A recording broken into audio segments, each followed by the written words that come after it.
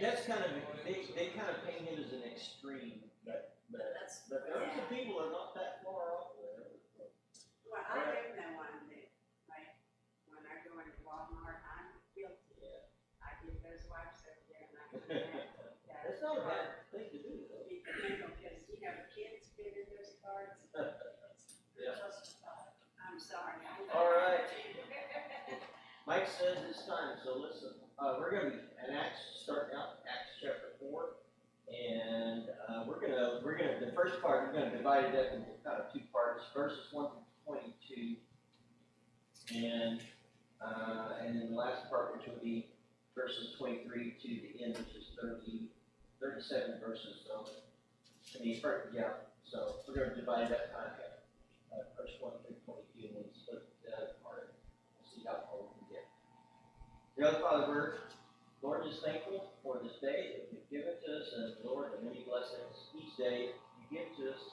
We ask that, Lord, be with our reading of the Word tonight. I ask that, Lord, again, open our hearts and minds, that your Holy Spirit will enter in, and Lord, impart wisdom and knowledge, and that, Lord, our faith will be strengthened.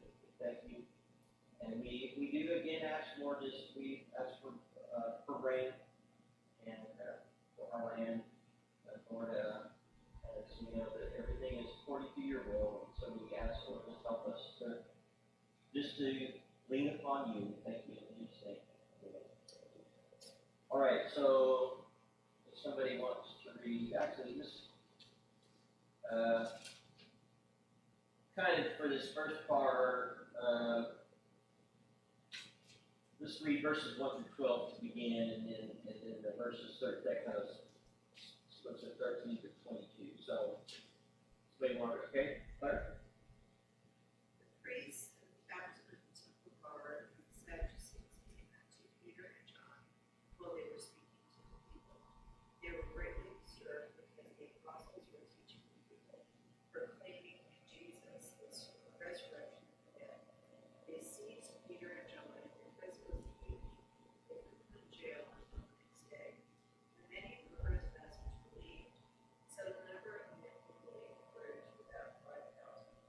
The next day, the rulers, the elders, and the teachers of the law met in Jerusalem. Annas, the high priest, was there, and so were Caiaphas, John, Alexander, and others of the high priest's family. They had Peter and John brought before them and began to question them. By what power or what name did you do this?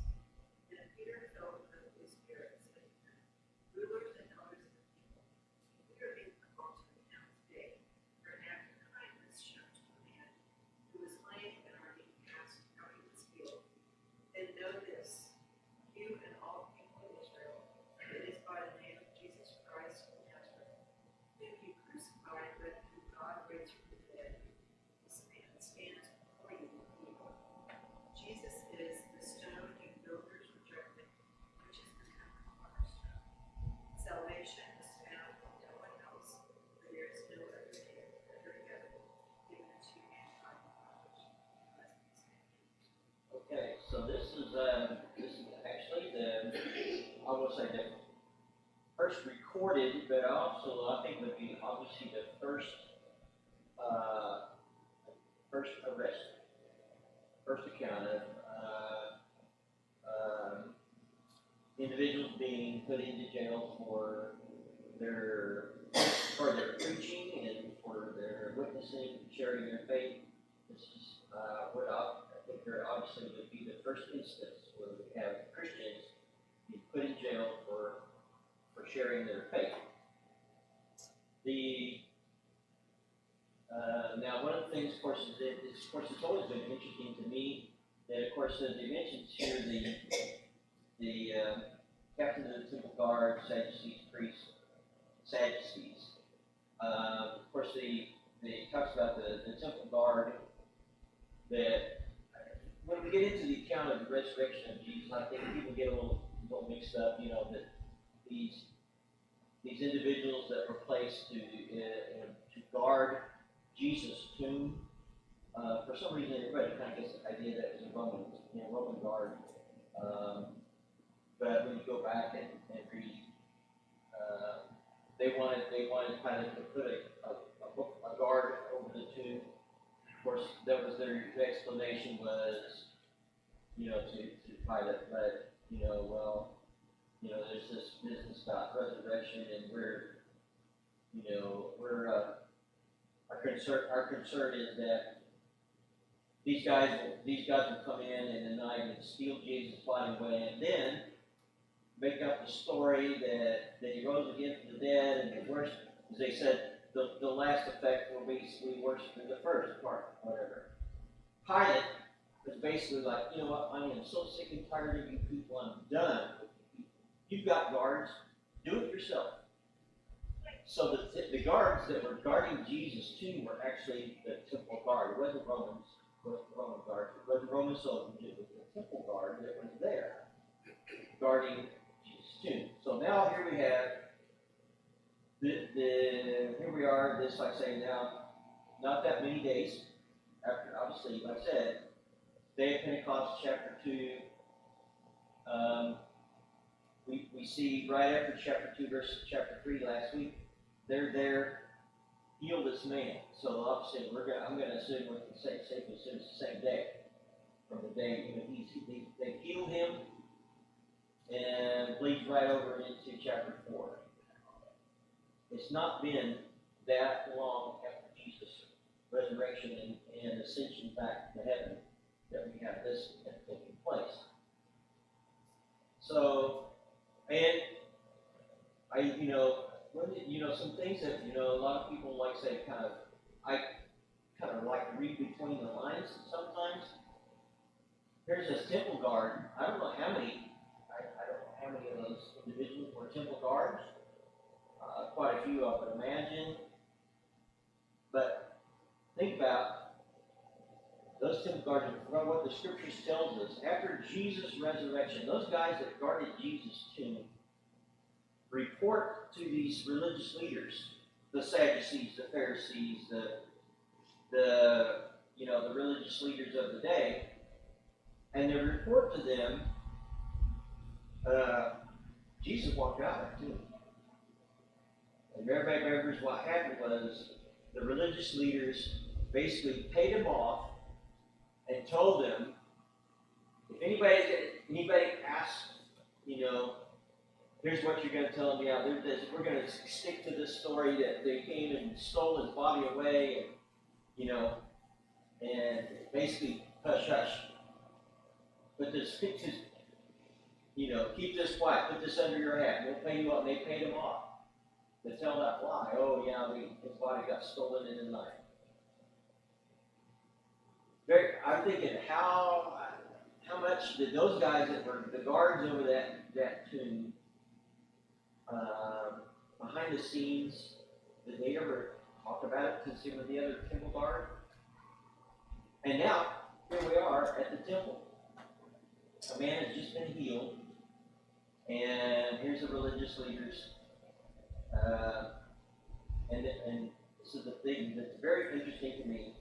They're all upset because they're preaching about Jesus and the resurrection from the dead. Remember that it mentions here, part of this religious leadership is the Sadducees. Everybody remembers the old not an acronym, but We're sad. yeah, we're sad, you see. Why? Because they did not believe, the Sadducees did not believe in angels. They did not believe in an afterlife. They did not believe in resurrection. And here's the thing. These people are teaching about a resurrection. Now, like I say, this is the thing. It was always just kind of interesting to me that we had the Jewish religious leadership, you had Pharisees, Sadducees. The Pharisees did believe in the resurrection. The Sadducees didn't. Now, I always wondered, how did that work? But anyway,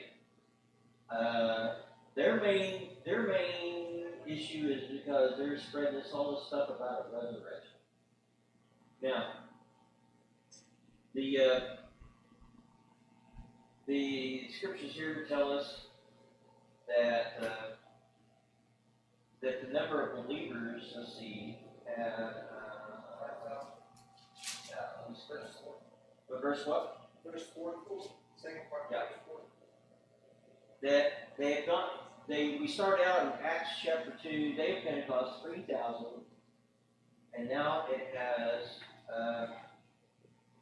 they've heard the message, and the number came to be about, of just men, 5,000, went from 3,000 to 5,000. And the point that we can gather from that is, and this is under oppression. Christians, I guess you say this is the starting of the oppression of Christians. That obviously oppression wasn't working. And it still doesn't work.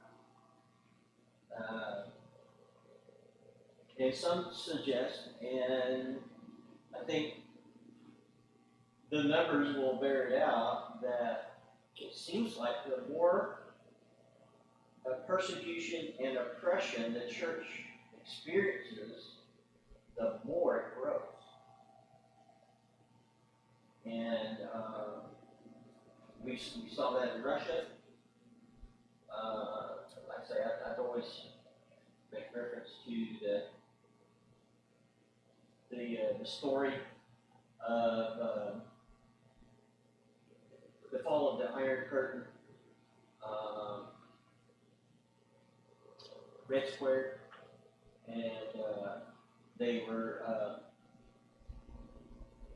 one of the Russian leaders. I can't remember which one it was. I don't know if it was Gorbachev or not, but was talking about the cause and the reason for the fall of communism in Russia, and one of the Greek Orthodox priests told him no. I can't remember what his reason was for what his explanation for the fall of the Iron Curtain. And the Greek Orthodox Church priest told him no. It was because of this, and he points to the cross on the steeple of one of the churches. And that was the point. That was the reason. That was the cause of the fall of the Iron Curtain. Communism in Russia was the cause. And the thing is, the Russian government discovered that they knew there was an underground church. They did not know until to that point in history how. Let's not be this time. They did not know until that point in history how big that underground church had become. It had grown exponentially. Okay. Russian Orthodox Church has been there. Right. 1,000+ years. Yeah. They didn't die. Right. Just because these, fly by night, Johnny come lately, hardcore communist guys showed up on the scene. And they killed Christian faith. Yeah. There's tons and tons and tons of Russians who were absolutely still Orthodox Christians. Right. But that's the thing, they discovered that converts, the growth of the church under oppression, it exploded. And some have suggested, like I said, and that very well knows, some have suggested, well, that's what America needs today, is maybe for the church to undergo a persecution, and then we'll see the church in America explode and grow. I would hate to see that happen. It has to happen in that manner. But I think the thing is, the history would bear it out. If it ever did happen, if a persecution of the church in America ever did happen, I think we would see it. I think we would see the church really, really grow like it did in Russia and other parts of the world. Okay. So, here's the thing. These guys are all upset and put in jail. And like I said, many of these people people that they say they heard the message, they believe. And then the next day, like I say, they're gathered together, all these high priests, and verse 7, they placed them out, and here's the main question they have. They're in reference to the man that got, the lame man that was healed. That's what they're concerned about. What's the source?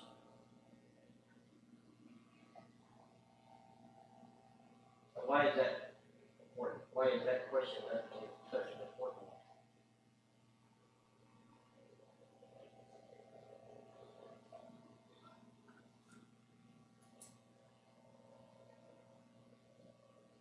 Why was it important to them? To these religious leaders? What's the question? Why this question? What's the source? Why was that such an important question for them? And well, even for us today. They couldn't do it. Huh? They couldn't do it. Okay, that's a good point. They actually did claim that it could be done, and they even assigned to Jesus that he was a magician, that he learned these arts, coming out of Egypt and places like that. That he wasn't authentically, the Messiah. Right. So they were like going, it doesn't matter if you heal somebody or raise them from the dead, you're a dark arts, magician. That's what you are. Yeah. Right? And so then it became a matter of faith. Well, people had to decide for themselves, where did it come from? Right? Yeah. Jesus told them where it came from. And he told them who their father was, right? That's what they had. Yeah. That's good. I think Mike makes a good point. It's like they themselves knew amongst themselves they couldn't pull anything off like this. It's kind of like that leaves them with a really awkward place. Wow, there's something really supernatural happening, and we had no hand in it. And they had, I think they were honest with themselves. It's like we can't do anything like this. We are not able to do anything like this. And that just for themselves, that just for these people to be able to pull something off like that, they can't. Just it leaves them looking kind of really weird. I mean, like a real humiliating position. Maybe also that they fear that kind of power. Yeah. Who is this power that we need to be concerned about? Yeah. Anybody ever see the maybe not the greatest example to use, but I mean, like I say, like for some people, which direction, kind of what perspective you want to take a look at it. The Twilight Zone episode, and there's a kid that they discover he has power, and he had already. And after 5 years, it's been too long since I've seen the episode. I think it's kind of like at first he doesn't really realize. And then he kind of discovers, okay, he's got this ability, this power, and the person starts off, just doing some good things. But what happens is, in that episode, the townspeople, you remember you saying, that you've seen that episode, the people in the town are like, we want you out here. Because they recognize, wow, if you've got this power and ability, what are you capable of if you turn angry? It shuts down their entire show. Yeah. You have to understand that the Jews operated in a mode where they believed that they were the ones who brought God down to earth. Mm-hmm. Right? The whole Jewish, these guys you were just talking about, there was no going to heaven. They weren't looking for an afterlife. That's not what it was about. Their entire practice was about bringing God down to earth in the temple behind that veil. They did all. That's up to them. They're pumping themselves up and letting everybody know that without us, you don't have access to God. And even at that, when it's all right here on earth, and when it's done, it's done. Jesus was telling he upset the entire apple line. All of them. All their show was gonna be over with him, and they did. Like what he's teaching, preaching, and showing people he can do, puts us all out of a job. We're done. Everything up to this point is over. And they do it. Yeah. They had a good thing going on, and they didn't want to upset it. In today's time, Josh McDowell brings it, the way he phrases it, when we think about what, they're asking the question, what is the source? Josh McDowell says, we have to make a choice about Jesus. Lord, liar, or lunatic. That's what it says. And that's his point is, everybody needs to come to a decision about him. Is he who he said he was? It is. The creator of the universe that has all power? Or was he a liar? Was he a scam artist? Or was he just a crazy person? And the point is that Josh McDowell says, you know what, everybody in your search, in your Christian life, and in searching, the Bible, searching in any and every avenue that you've got to search and research about, you have to come to a decision at some point in time. What do I believe about Jesus? What's my belief about it? And I think this is the thing. These guys were approaching Peter and John, Peter and John, and it's like, okay, we need to know. Okay, something happened here. How did that happen? And so the part is, somebody's healed. Why not be happy for that person? Right. That was their point. Are we on trial because some guy had something really good happen to him? Verse 9, if we are on trial today for a benefit done to a sick man, as to how he was made well. And that's kind of the bottom line. Their point was, why aren't you happy about it? Why aren't you happy for it? Because they're not the ones that did it. Huh? They're not the ones that did it. Yeah, okay. Because, they were not ones responsible. So, like I say, it's just some of this more argument that it's like they got him on the spot. Something really good has happened. So, where's all the, hey, pat you on the back and think, man, good for you, kind of thing. Ain't happening. And He was gonna end their gravy train. he was, yeah. The same way you would heal someone on the Sabbath. Well, how dare you heal someone on the Sabbath? Yeah. And we see Jesus, and his point was, what's wrong with that picture? People are having good things happen to them. What's wrong with that picture? I mean, especially what's wrong with the picture is, people are getting blessed, they're getting healed, things are really, really good happening to people, and you guys are downers.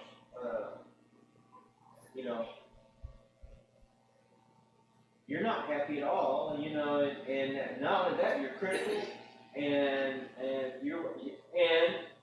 what Jesus said, you have basically increased the burdens of the people by their religion.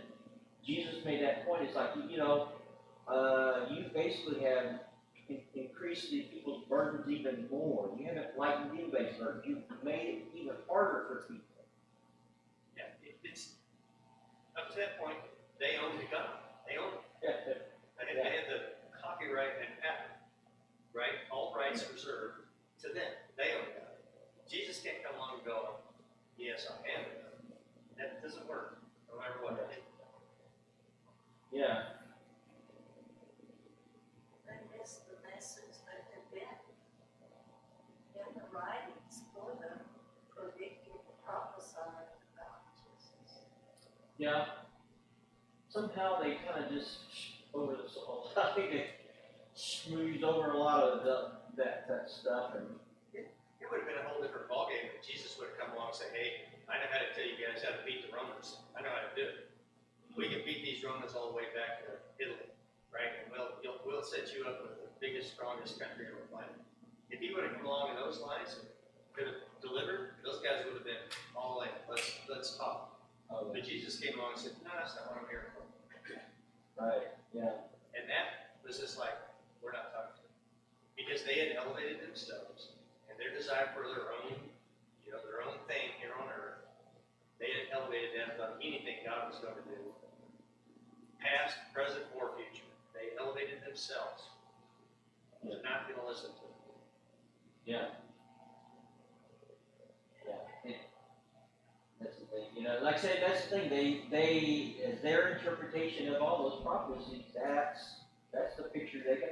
And and on surface value, if you just take the Old Testament prophecies, it sounds like that. I mean, because all the script prophecies of the Messiah talks about, conquering, and all those things, and that's the thing. They got that impression. Oh, he's gonna be like the general of a commander in chief, and king. And when it comes on, Jesus wants them, trying to get them to understand, well, that prophecy is true. I am a conqueror. I am a king. But not the way you guys are thinking about it, and they just couldn't. Number one, they didn't want that. They wanted that guy, the white horse with the cavalry and Military. They wanted a military king. They wanted blood. Yeah. Kill people. Right? That's what they wanted. They wanted blood. get those Romans out of here. All right. So anyway, here they're being called on into question, and like I say, this is the message. I mean, plain and simple. Again, the same message. Jesus, you killed him. He's the Son of God. You guys killed him. And he does quote scripture: the stone which you rejected, the builders which became the chief cornerstone. Salvation in no one else, there is no other name under heaven. So there's your proof text for anybody that thinks that Christianity is one of many ways. Okay. So verses 13 through 22. Somebody wants to read that. Okay, Sam. Now, as they observed they observed the confidence of Peter and John and understood that they were uneducated, untrained men.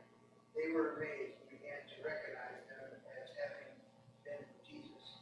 And seeing the man who had been healed standing with them, they had nothing to say in reply. But when they had ordered them to leave the council, they began to confer with one another, saying, "What shall we do with these men? For the fact that a noteworthy miracle has taken place to them is apparent to all who live in Jerusalem, and we cannot deny it, but so that it will not spread any further among the people, let us warn them to speak no longer to any man in his name." And when they had summoned them, they commanded them not to speak or to teach at all in the name of Jesus. But Peter and John answered and said to him, "Whether it is right in the sight of God to give heed to you rather than to God, you be the judge, for we cannot stop speaking about what we have seen and heard." Then they had threatened them further. They let them go, finding no bias on which to punish them, on account of the people, because they were all glorifying God for what had happened. For the man was more than 40 years of age, 40 years old, on whom this miracle of healing had been performed.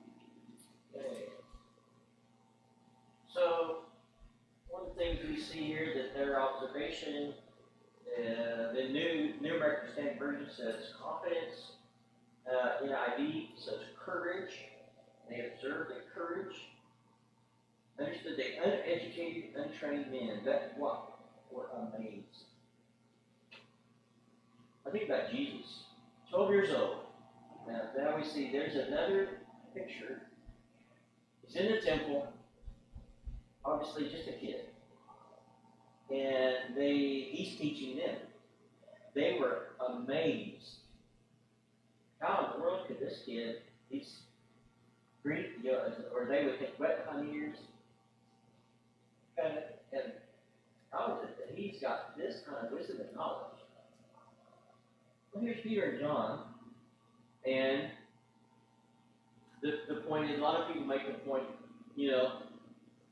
their life growing up to this point was, no, they weren't like the Apostle Paul, who was, had the opportunity to go to the school of Gamaliel, who is, like I said, I always think back, in that day and time, that culture, it would be, if we were going to compare it for schools, rabbinical schools, schools of the law, would be like the prestigious Harvard or Yale of that. I mean, the Gamaliel's, learning under Gamaliel was considered to be, that was the very best. And Paul was that person. These guys were fishermen.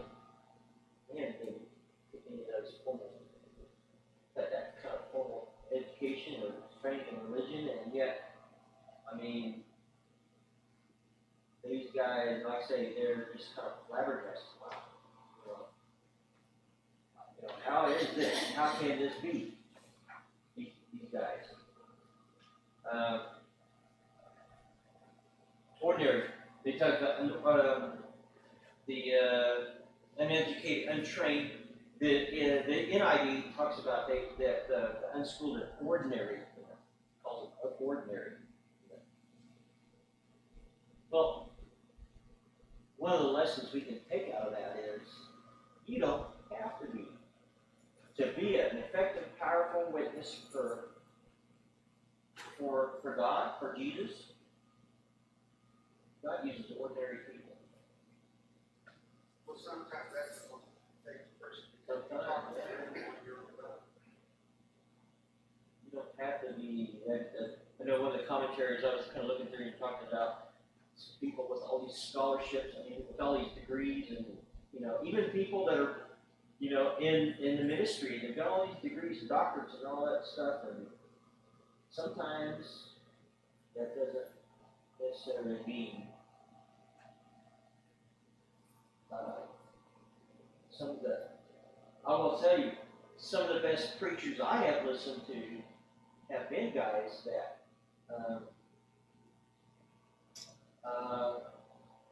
didn't go to Bible college, felt like they were called, and got in there and got started, and pretty amazing dynamic speakers. Now, of course, along the way, they did, do their studying, like we all had to do, but had no actually considered formal education in that kind of thing. Ron Tynes, everybody remembers Ron, that preached here back in late 70s, early 80s. Retired as a sergeant in the Army out of the dental clinic, Portsmouth Dental Clinic, retired as a sergeant and went right here. And it was a pretty amazing preacher. Had a pretty good ministry here. He never went to, now, after he had been preaching here about a year, then he decided, okay, maybe I better go to Midwest and take some classes. And he did. But not until after about a year of preaching, he did a pretty fair job preaching before he got to Bible college. So, ordinary, yeah. He does ordinary. The thing I think part of the amazement was their confidence and their courage. But where did that courage come from? Right. The Holy Spirit. Well, that But again, I think a large part of it, we're going to see that applied here after we get towards the end of chapter 4. But also a large part of that courage and confidence came from being eyewitnesses of a man out of the tomb. I mean, that's got to do something to you, I'm sure. They cannot be more convinced than that. You know, eye to eye. In fact, we know Jesus not only, but Jesus we know on many of his appearances made a point to touch me. And no wonder these guys got confidence. No wonder they had courage. We know what we're talking about. We want to discuss this whole concept and this business about resurrection. We know what we're talking about. And this is the thing, like I say, this is the thing I go back to. And so did some of that temple guard. Was it some of the same guys that were here on this event? I don't know. But I can't help but believe some of these religious leaders, what kind of an impact would it have made when this temple guard came to them and said, I know you paid us to guard this tomb, but there's bad news. What kind of impact would that have had to have made on those guys that were in charge? And yet, I mean, to me, that's what flabbergasting is like. In the face of so much evidence, these guys still are determined. You know, we're covering this up. We're covering this story up. We don't want to hear it. We don't want to talk about it. We don't want to think about it. Okay. So, they discuss amongst themselves. Okay, a miracle has happened, and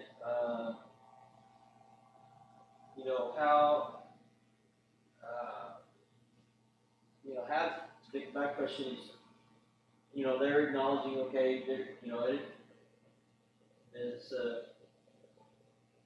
verse 16, what shall we do with these men? The fact that a noteworthy miracle has taken place is apparent.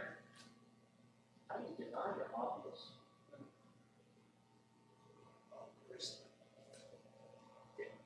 When Jesus told them, your father is the father of lies, Mm-hmm. he was talking, he was letting everybody know, you guys are not okay. You're not okay. Yeah. You're evil, right? You come from evil seed, you're evil. That was not what they wanted him to be saying out loud. Right, and one of the matters of courage, and it's a good point that the commentator makes, I didn't put it in here, is Peter and John knows these guys' authority and power. They were responsible for having Jesus killed, and it's the same guys, they've already put him in jail once. Peter and John knows, hey, these guys can get the job done. They could lock us away, and they could put us on a cross. If they so felt like it. These guys have that authority. They've got that power. But the courage is, they get back down. And my question is, I say, how these guys ignore or deny the obvious? Where is their rebuttal? I don't see one. Their rebuttal is, we're going to kill you, and you're going to go away, and we're still going to be in charge. Yeah, exactly. Yeah. Okay, we'll put you in jail. And then, of course, then they're going to let him out, and then they're going to talk about, okay. And their part of the problem is they want to stop the spread, as it says, the scripture says. We got to stop this train from rolling. But They tell them, hey, this is their answer, okay, you guys, you stop preaching, you stop teaching in this, about this person named Jesus. And what was their answer? What was Peter and John's answer? And this is where we might get hung up for the rest of the In lesson. 19, Huh? verse 19. Verse 19, what did it say? Whether it is right in the sight of God to give heed to you rather than to God, you be the judge. Okay? So, like I said, here's the question, here's the point I think we might get hung up probably for the rest of the class. Civil disobedience. Is it right? Or is it wrong? Or is it ever right? Is it ever wrong? It's always right whenever civil authorities are wrong, whenever they're actually doing things that are in violation of God's laws, in violation of what's right. It's always right. That's how this country's founded, civil disobedience. We tell the king we're done. That's it. The United States is going to be formed on a better, a higher plane. It's always right. And sometimes that scripture is misinterpreted because they always talk about, obey authorities. That's a place in time, that's a context that was talking about temple authorities. It wasn't this universal, like, no matter, even if Hitler tells you to go out and, turn on the others, you're going to need to do it. Like, that's not what that is. It never has been. We're always supposed to stand up for those. Well, and the right being God's laws. Yeah, as long as we're Speaking of Hitler, I think I mentioned it Sunday, a couple of weeks ago. Anyway, or not this last Sunday, but the Sunday before. Movie, I think it's coming out November, somewhere around in November. Movie Bonhoeffer is coming out. I'm gonna watch it. But the story talking about civil disobedience. This is the thing that. To me, the ultimate, the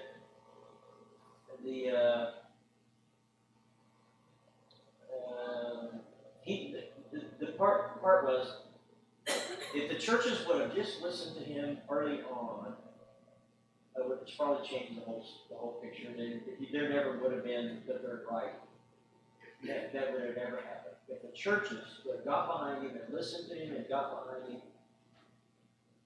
Hitler would have never happened. But they wouldn't. He was very frustrated individual because they were not listening. So here he comes to a point where it seems like this guy, Hitler, is invincible. Nothing is stopping him.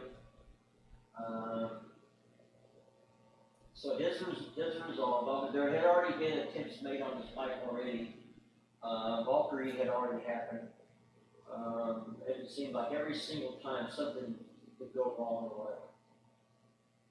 And Bonhoeffer actually had the opportunity to, he was actually already spying on the Nazis and what was going on in the inner workings. He could manage somehow to get in there, and he was already spying to the British and to us what was happening in the inner workings.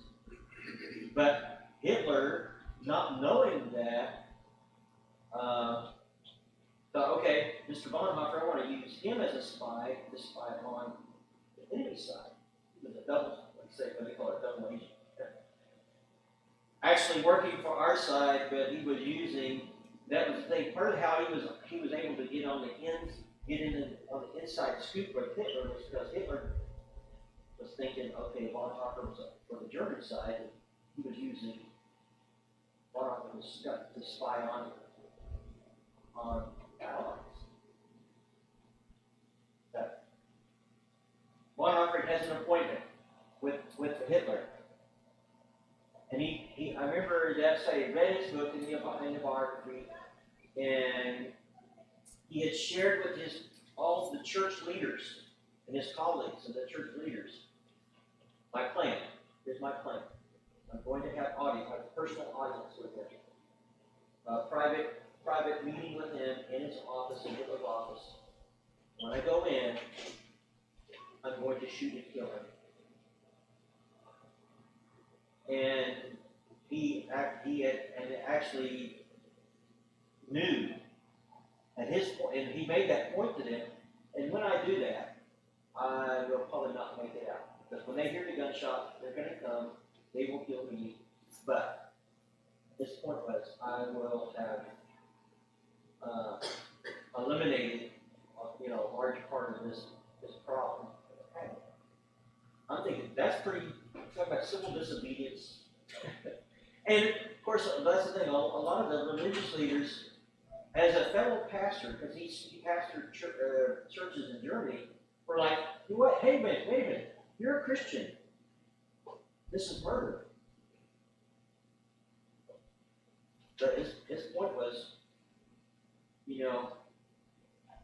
in his mind, this has to be done. He has to be stopped. I have an opportunity. I'm going to take it.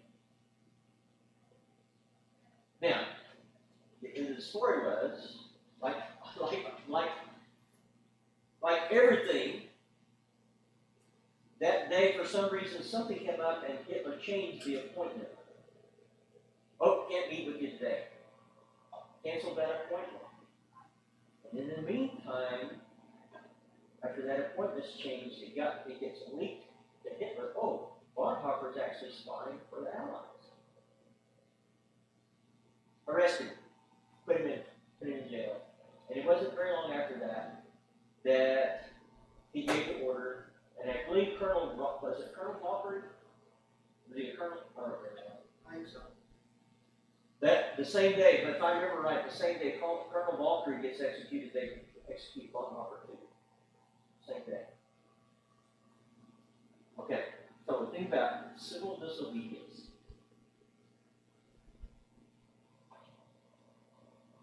I mean, that's pretty extreme. Okay, here's the bad guy. I've got an opportunity to take him out. I'm going to do it.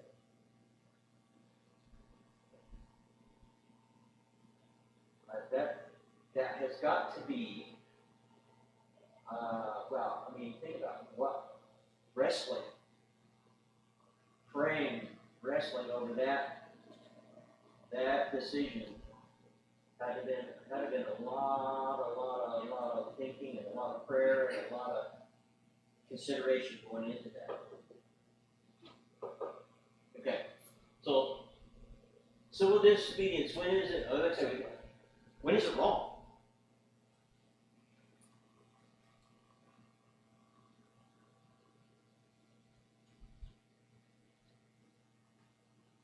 Well, sometimes the civil disobedience can be wrong, but you have the wrong motives. I mean, your ideology might be wrong, not what the civil. Okay. Just because I got an axe to grind may not be. That might not be the right reason. Okay.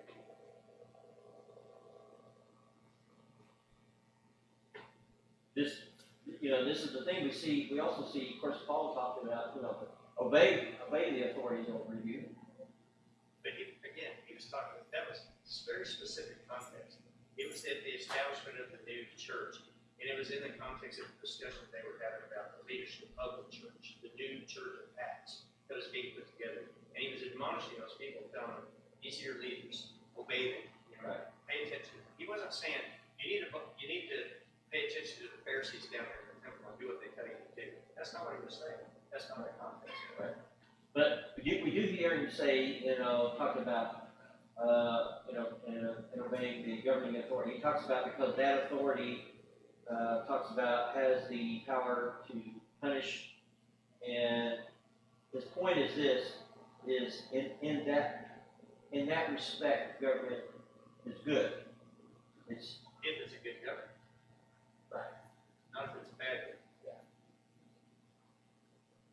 So it comes down, like I say, when it's right. And of course, like I say, and this is the point that Peter and John are making is, there is a pecking order. We do have government, but their point is this: but the highest authority is God Himself. Everybody should even the governor, even the religious leaders and the governor and everybody should answer to him. But that's our job, isn't it? If they don't, if our government's wrong, and if the governor's wrong, and if the cop is wrong, and they're all doing stuff that Satan would like them to do, instead of doing what God would expect them to do, what's our job? Yeah. What's our job as Christians? What are we admonished to do? What are we supposed to do? Speak up like these guys. Speak. Yeah. We're What it reminds me is when Jesus asked for a coin, what is on the coin? Yeah. Render unto Caesar what is Caesar, and to God what is God. So, Right. there's where your mind is. That's the thing, that taxation had nothing to do, that's Jesus' point. Has nothing to do with God. His kingdom was not of this world. You know, and that's his point is, you know, this taxation by the Roman government has nothing to do with God. And so give them what's due them, and what they're asking. Okay? So, okay, let me give you an example. So, when is it wrong? I think the 55-mile-an-hour speed limit is wrong. I'm gonna civil disobedience. Try it. Try it. Okay. Well, whenever you buck the system, whoever has the power to come at you. Okay. Regardless whether you think you're right or wrong, if you go against the man will put his foot down. The speed limit the speed limit has nothing to do with God, or the church, or Christianity. But you know, I'm not gonna drive it because I just don't like driving 55. Of course, now it's 80. You know. That's way too fast. Yeah, I'm thinking. Oh yeah, I got them zooming past me. I'm doing 80, and they're still going. But that has, you know, the speed limit has nothing to do with God. I mean, with God, the church, Christianity, and that. So. Only as much as it really should be, in my opinion, Christians should be the ones to actually set good examples. And good civil laws that are really, they may be a little goofy in our mind, but if we're trying to help us out by helping us to drive more safely, to save lives, then Christians really should be the ones to go, let's drive the speed limit, or at least drive something rational. Yeah. And be good examples. We are really supposed to be, when people look at Christians to see how we act, how we function, how we speak, all of it, including how we drive, it should say something, right? It should say something.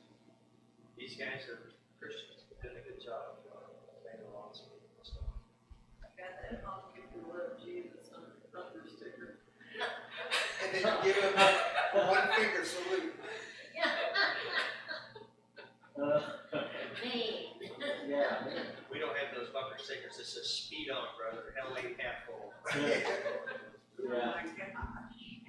What was that? I missed that. Speed on, what is it? Speed on, brother, hell ain't half full. LA Capital.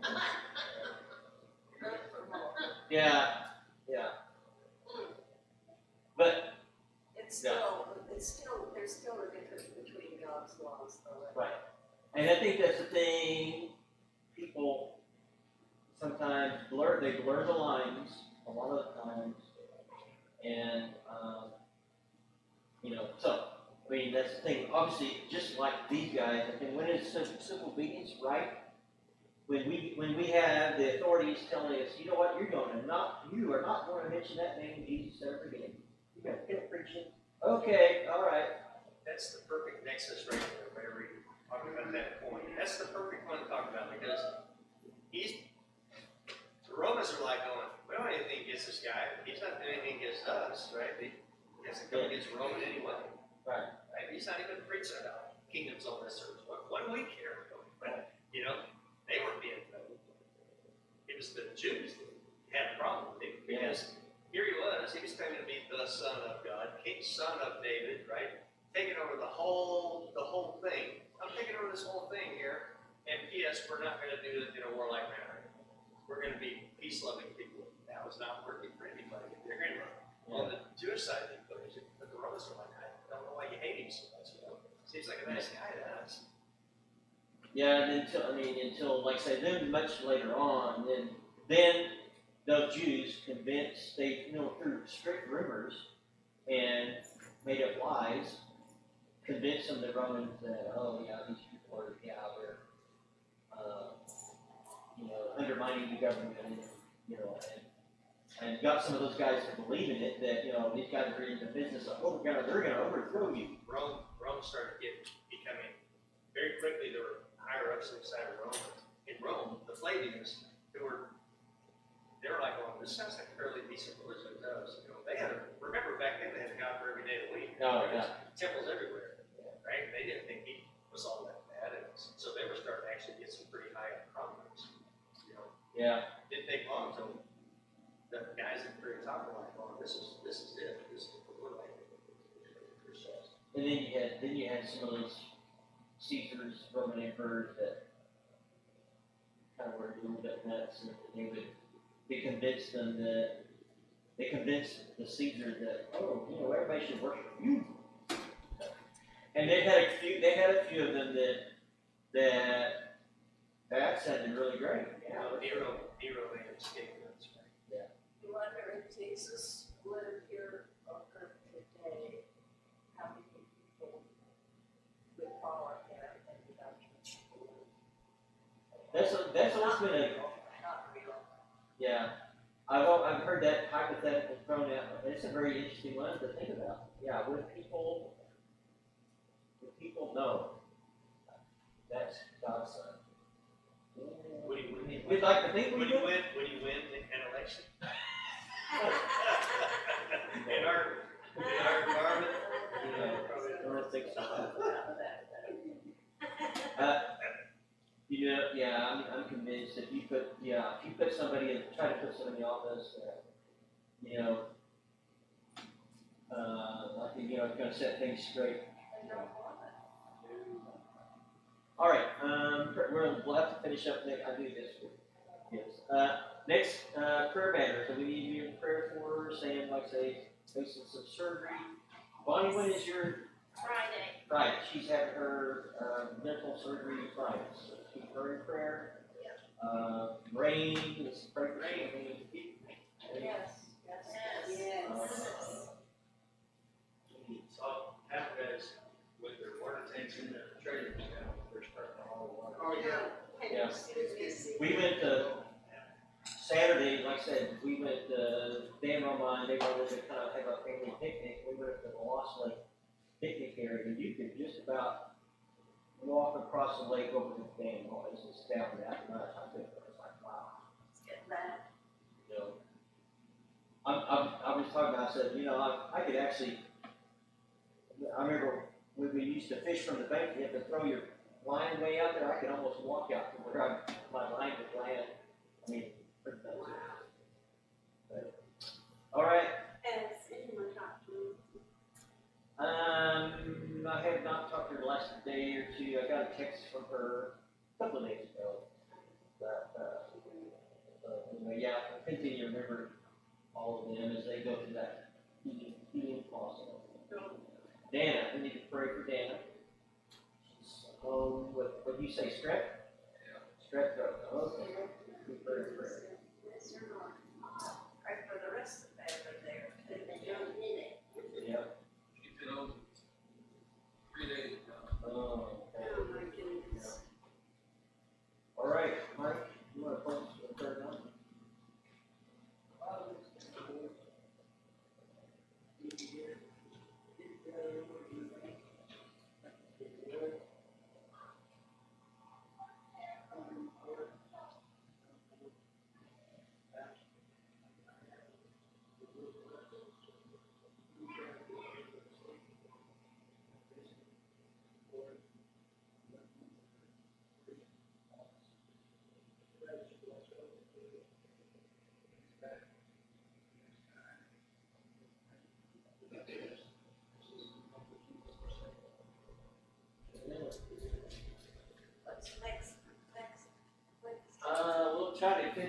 chapter 4 and maybe get